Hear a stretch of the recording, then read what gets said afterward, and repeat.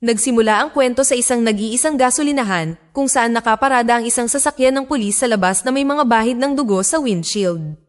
Sa loob ng gasolinahan ay nakahiga ang bangkay ng isang lalaki habang isang babaeng nagngangalang Mary ang biglang nagising sa gulat. Ano nga ba ang nangyari rito? Pagkatapos ay bumalik ang alaala sa sandaling nag-apply si Mary ng trabaho sa mismong gasolinahan na iyon.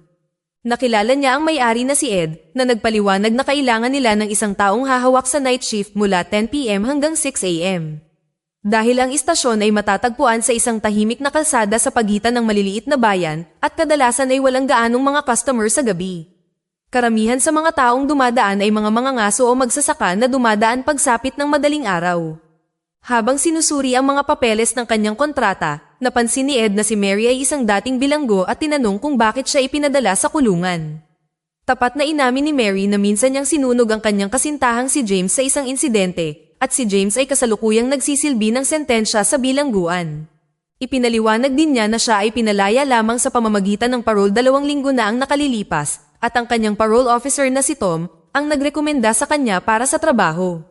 Dahil sabik na si Mary sa panibagong simula at nangako siyang hindi siya gagawa ng anumang gulo, kalaunan ay nagpa siya si Ed na kunin siya.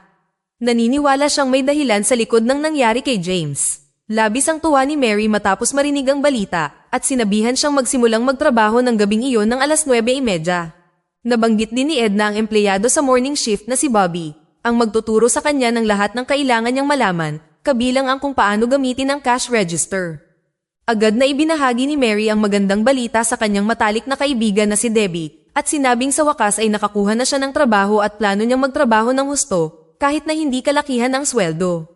Pagkatapos, hinatid ni Debbie si Mary pabalik sa kanyang apartment, ngunit pagpasok ni Mary sa banyo, naging malinaw na dumaranas siya ng matinding delusyon.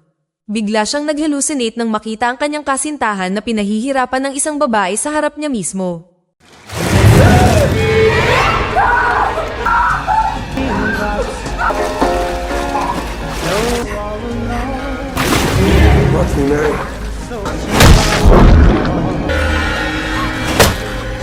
Hindi nagtagal pagkatapos noon, dumating si Tom para sa isang nakatakdang pagbisita upang tingnan ang kalagayan ni Mary. Alam niya na si Mary ay dumaranas ng matinding delusyon at ipinaalala niya rito na dapat ay patuloy siyang mag-report sa kanya araw-araw. Nang hapong iyon, sina Mary at Debbie ay kumain sa labas upang ipagdiwang ang bagong trabaho, ngunit habang kumakain sila, biglang nagkaroon si Mary ng isa pang nakakagambalang hallucination at nakita si Debbie na nag-transform bilang ibang babae na may umaagos na malakas na dugo mula sa kanyang ulo.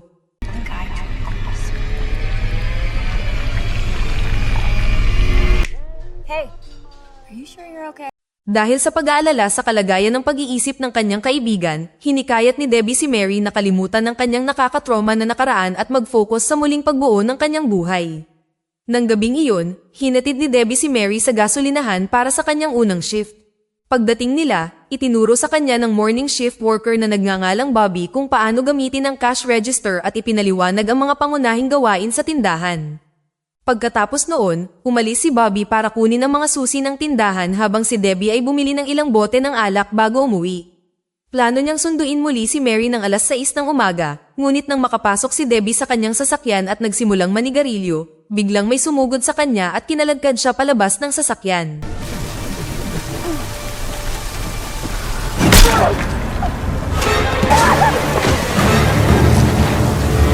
Samantala, bumalik si Bobby at iniabot kay Mary ang susi ng tindahan kasama ang isang numero ng telepono na maaari niyang tawagan anumang oras kung may mangyaring hindi maganda. Hindi nagtagal pagkatapos, umalis na siya at opisyal nang sinimulan ni Mary ang kanyang unang night shift ng mag-isa. Dahil sa kagustuhang maging pamilyar sa lugar, nagsimulang maglakad-lakad si Mary sa tindahan.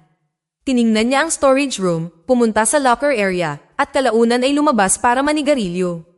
Ngunit lingid sa kanyang kaalaman, isang misteryosong lalaking nakasuot ng kapote ang kanina pa nagmamasid sa kanya mula sa likuran bago tahimik na pumasok sa tindahan.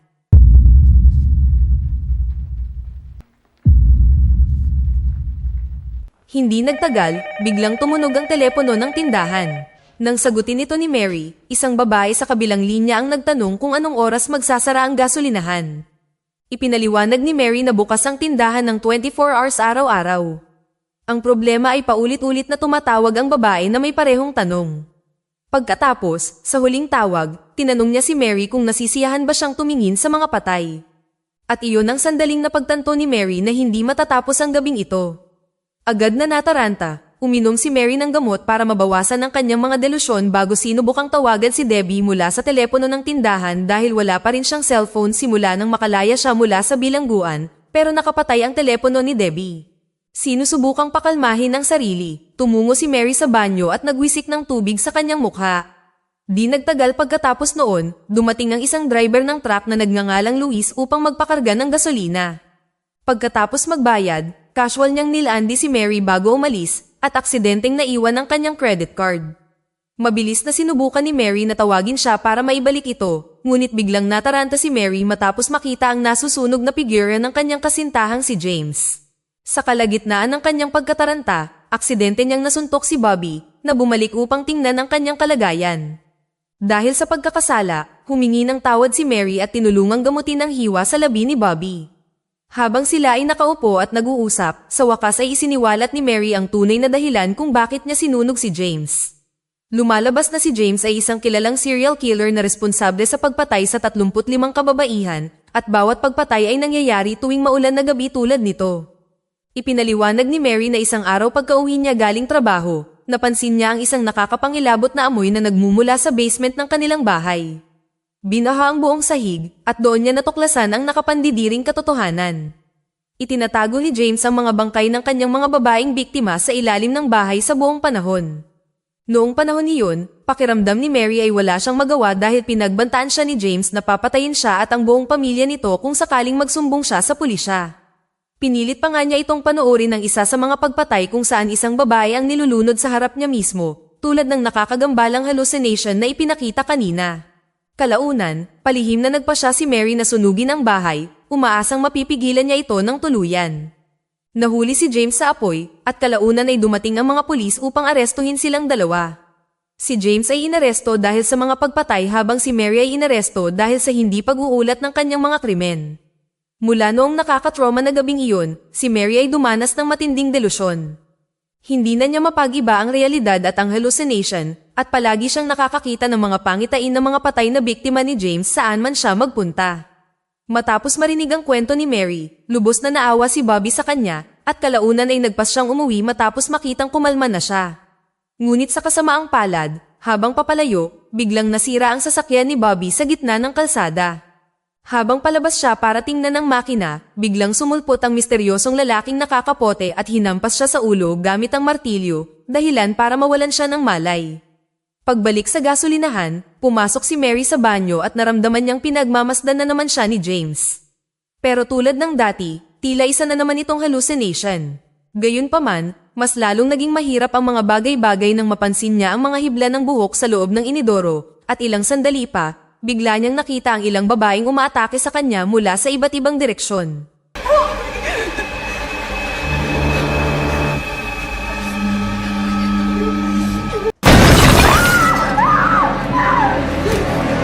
Dahil sa takot, nagmamadaling bumalik si Mary sa tindahan, kung saan kada dating lang ni Tom para tingnan muli ang kanyang kalagayan.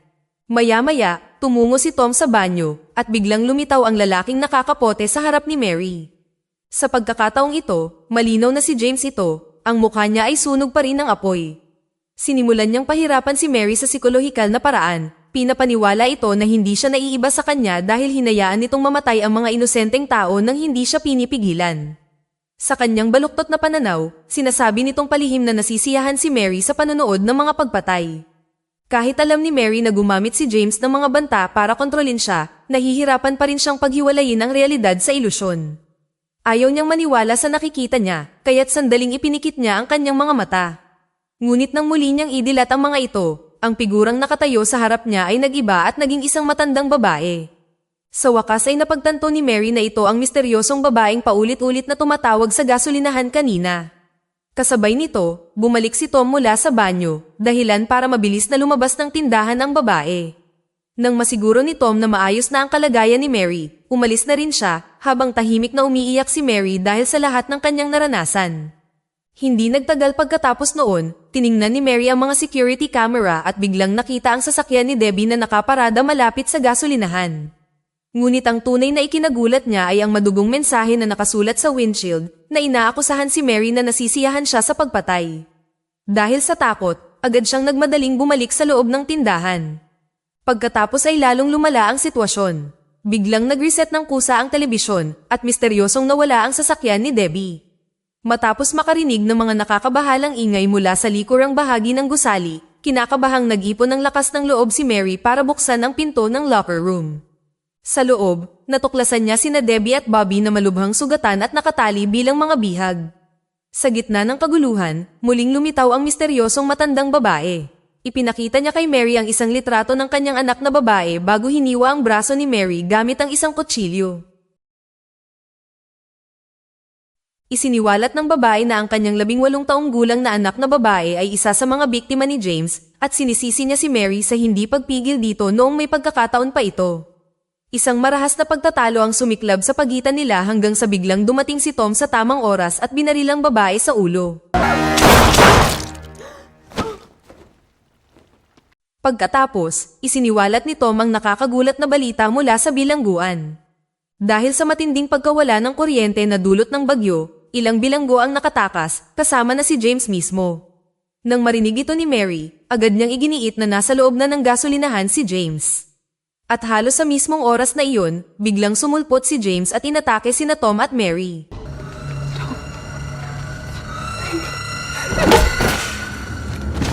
Nang magkamalay si Mary, napagtanto niyang nakatali siya kasama nina Bobby, Debbie, at Tom.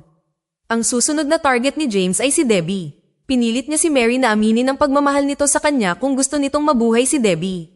Ngunit sa huli, pinatay pa rin ni James si Debbie nang hindi man lang nagpapakita ng kahit kaunting awa.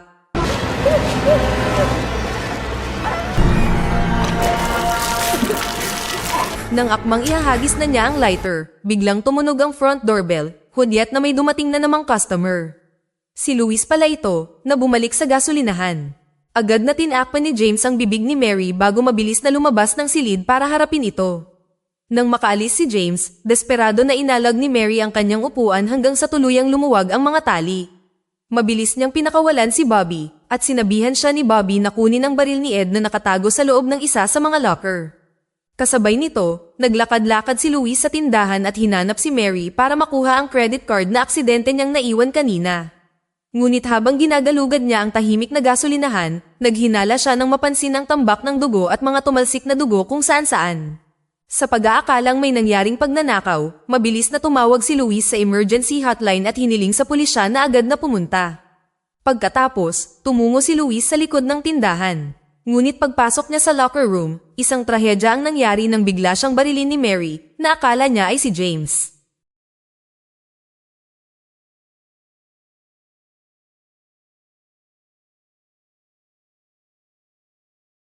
Agad na natakot si Mary nang mapagtanto niyang nakapatay siya ng isang inosenteng lalaki. Sinubukan ni Bobby na pakalmahin siya habang inihahanda ang sarili para harapin si James, ngunit biglang dumilim ang buong silid matapos mawalan ng kuryente. Kasabay nito, sa wakas ay nakarating ang mga pulis sa gasolinahan, ngunit bago pa man makareact ng maayos ang sinuman, biglang inatake si Bobby mula sa kung saan. Dahil sa takot at desperasyon, sumugod si Mary patungo sa pulis at ipinaliwanag na ang serial killer na si James ay nasa loob ng tindahan. Nang marinig ng opisyal ang pangalan ni James, agad niyang sinubukang ipasok si Mary ng ligtas sa patrol car, ngunit biglang sumulpot si James na may dalang shotgun at walang pag-aalinlangang binaril ang opisyal. Agad na tumakbo si Mary papasok sa kalapit na kakahuyan hanggang sa marating niya ang isang junkyard kung saan kumuha siya ng pala para gamiting sandata. Habang nagpupumiglas, nagawa niyang tamaan si James bago tumakas pabalik sa gasolinahan.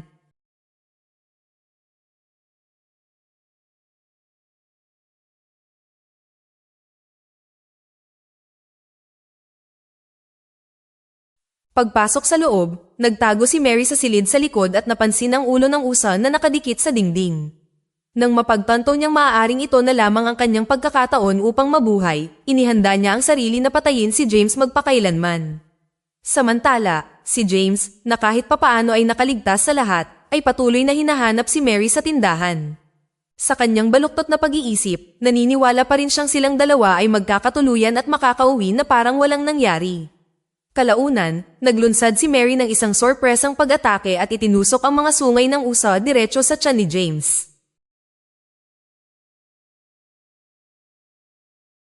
Dahil sa malubhang sugat, desperado na sinubukan ni James na bunutin ang mga sungay ng usa mula sa kanyang katawan, at bago tuluyang mamatay, sinabi niya kay Mary na tunay niya itong mahal.